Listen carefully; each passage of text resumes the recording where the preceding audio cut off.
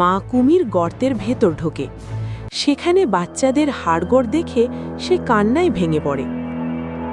হায় হায়, আমি পণ্ডিত ভেবে কার কাছে বাচ্চাদের রেখে গেলাম।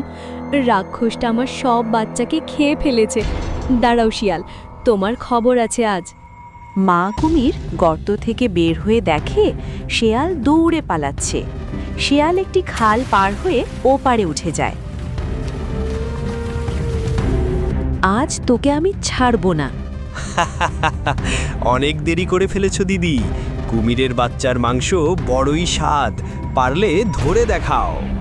কুমিরটি দ্রুত পানিতে নেমে সাঁতরে ধরার চেষ্টা করে, কিন্তু শেয়াল ততক্ষণে বনের গভীরে মিলিয়ে যায়। কুমিরটি তীরে মাথা ঠুকে কাঁদতে থাকে।